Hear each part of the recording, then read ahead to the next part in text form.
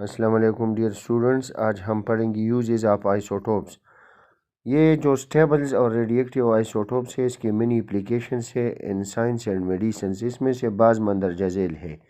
Number 1, radioactive iodine 131 is used as a tracer in diagnosing thyroid problem. ये जो thyroid problem है इसकी डायग्नाइजिंग और खोज लगाने में ये मदद देता है, उसमें ये यूज़ होता है आयोडीन, रेडिएक्टिव आयोडीन 131 यानी 131।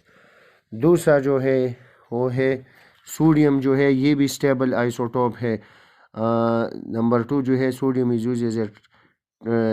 Use to trace the flow of blood and detect possible constrictions और obstructions in the circulatory system. ये सर्कुलेटरी सिस्टम में फ्लो ऑफ ब्लड और डिटेक्शन के लिए यूज़ होता है। और 3 नंबर जो है iodine 123 is used to image the brain. और नंबर 4 ये ब्रेन के इमेज के लिए ये इस्तेमाल होता है, ये आयोडीन 123 जो है। और नंबर 4 जो है cobalt 60 is common used to irradiate cancer cells in the hope of killing और shrinking the tumours.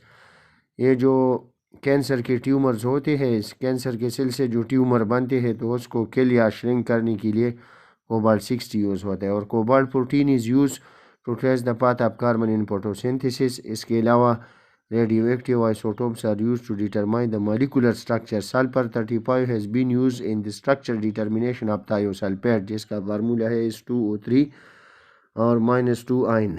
Radioactive isotopes are also used to study the mechanism of chemical reactions, यानी ये reactions किस तरह होते हैं इसके mechanism को भी study करने के लिए यूज़ होते हैं। और लास्ट वन जो है number 8, radioactive isotopes are used to date rocks, soils, archaeological objects and mummies।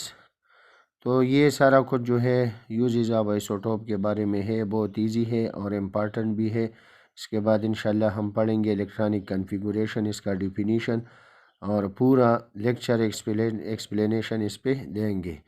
जो भी कोई क्वेश्चन हो इस हवाले से आप कमेंट बॉक्स में पूछ सकते हैं। शुक्रिया।